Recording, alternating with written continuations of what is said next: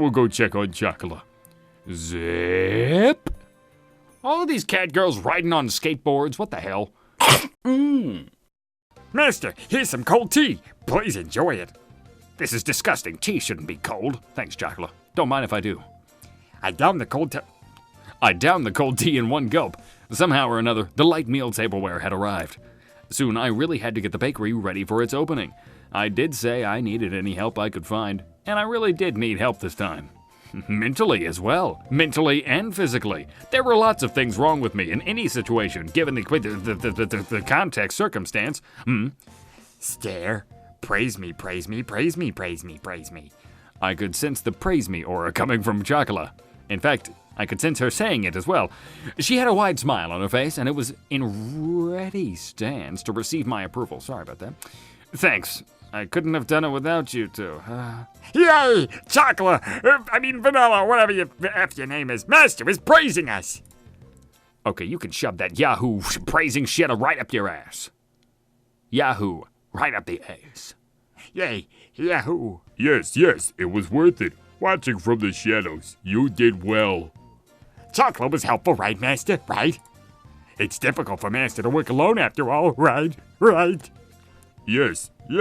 Assistance from a cat girl is definitely effective. If we weren't here, I imagine you'd be sorting boxes. Alright, you sons of bitches, this is what gets on my nerves. If you keep continuing to ask for a receival of said praise, you don't want to take any praise. Just a simple thank you should be enough, you bastards. You bastards. You can... No. Hey, you two are getting a bit too close. They leaned forward towards me for emphasis.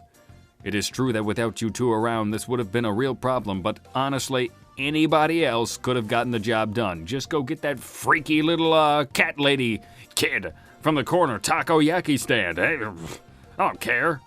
Get a complete stranger, I'll pay him $50. Get out of my sight. But that's a different issue than the one from before. You two have to go back home. Oh my God, he said this like 27 times. Besides, it's not like I could ask you two to do more work for me or anything, okay? Oh, son of a...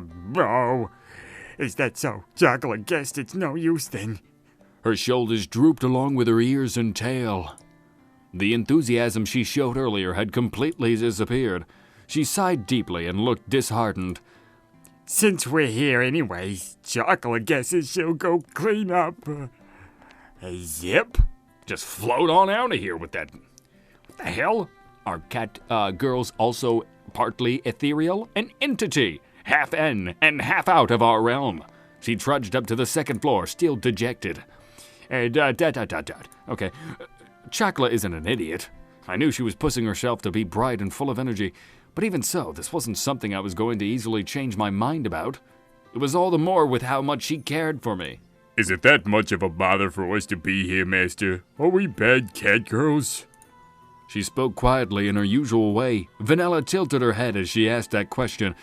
You two aren't bad cat girls, and that's why I can't have you stay here. What? We can't stay even though we aren't bad cat girls? It's because you two are good cat girls that I can't allow it. Well, it seems, Cashew, my friend, you are also ass backwards. There was a little bit of hope, a vestigial string of hope. A vestigial string of hope would be useless, but yes, that makes sense too. A useless string of rope that I was holding on to. Makes sense. Logic is there. She blinked as she took in the words. It was almost as if she was trying to peer inside my heart, with her claws directly over the carotid artery, able to lance it at a single glance with her sharp claws and rip open my heart. Quite literally, in fact. She stared directly at me, long and hard. Humans are hard to understand. Cat girls do not understand such thing. No, I don't get it either, Vanilla. We're on the same page. Well, not really. If we like a human, we want to be near them, at the very least. That's how I feel. Vanilla. I will go check on Chocolate. Zip. All of these cat girls riding on skateboards, what the hell? With those words, she went upstairs. On a skateboard. upstairs on a skateboard. That takes some freaking talent. And also the complete and blatant lack of physics. Ignoring of physics. The sound of her small foot... she went away. Humans are hard to understand, huh? Yeah. Inside the bakery, now devoid of anyone but myself, I repeated those words she had just said to me. Now that I think about it, it's a pretty inconsistent way of thinking, isn't it? Yeah, well, everyone seems to be insane in this universe. Cats do not understand that. Having heard that said aloud, I began to understand what she really meant. It must be pretty nice to live this simple life of a person cat. I pondered as I looked at the name of the bakery affixed to the window. With a bitter smile, I began to clean up the tea sets that had arrived earlier. Interesting. You just got... Man, everyone's stupid. Yeah, I broke Master's cup. Let's just say the cup broke itself. One could say. A force was applied to the cup. And then it broke. That takoyaki seller isn't here today. Just like yesterday, we took a long walk through the park in the evening. However, that food stand was nowhere to be found. It just so happened that the one on the day I decided to take the two cat girls home, it had also happened to leave the house key behind. So, to make good use of time, I went to do some shopping before Shigure got home. Eh? Huh, sorry, Vanilla. What was it called? Catnip? That sounds about right. That isn't the right word at all. You two are just trying to get high. High again. Bunch of drug addicts. Look at ya. Look at ya. Getting on that weed. That catnip weed. Getting on that catnip. Get off the catnip. Chocolate, if you're tired, why don't we just rest up a bit? Looks like your cheeks are a bit flushed, huh? You guys are cheeks. Are you high off the catnip? Okay, maybe just a little bit. Oh, I know, chocolate's fine. Sorry to worry you, Master. There's no need for you to apologize, you piece of shite. She had a troubled smile on her face as she nodded. It was pretty clear why she wasn't in good spirits. That's why there was nothing I could really say to her. Well, there happens to be a bench over there, so why don't we rest up a bit? If you're not going to use your ass, I'll chop it off and use it for you. A little weird for even me to say. Hey. In that case, I will go buy something to drink. With what money? Ah, thanks. Something for everyone, okay? Understand. Leave it to me. Where'd you get that money? For me? I don't. You don't work. You don't do jack diddly. I handed Vanilla some change. Oh, excuse me then. Some change and offered the bench to Chocolate. Hey, Master, Master, sad Master. The constant sea breeze rustled the trees in the park.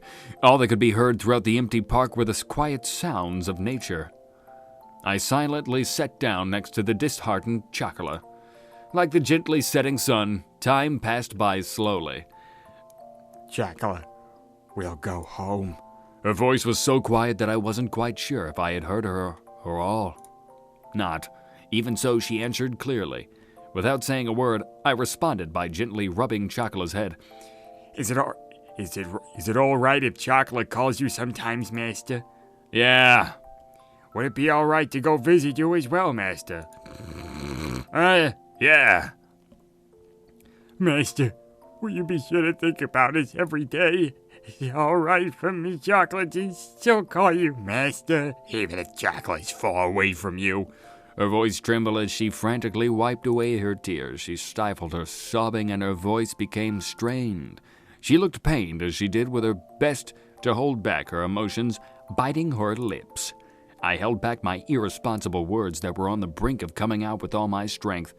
Listen, you son of a bitch! Peek in the audio. Like a mo. Yeah, of course. Yeah, sure. Why not? Away, Master, away! That's how I like it. Oh yeah, totally. Chocolate, sorry, Master, away. I was frustrated at myself for saying nothing. I could only offer condolences that could not be put into words. I rubbed Chocolate's head as gently as I could. Oh, well. She's coughing on it. It's 1 a.m. while I'm recording this, by the way. She's coughing on some kind of hamster. She's like coughs up a hamster. She's like, Master, I got something for you, Master. It's a hamster. I know how you like dead animals.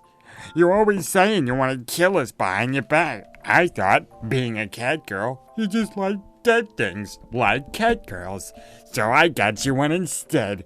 I've been holding it in my second gut for weeks. Yep. Seems pretty canon with this universe. Sniffle, you're really kind, aren't you, Master? I don't really think I'm kind at all, actually. I think I'm pretty mean, to be honest.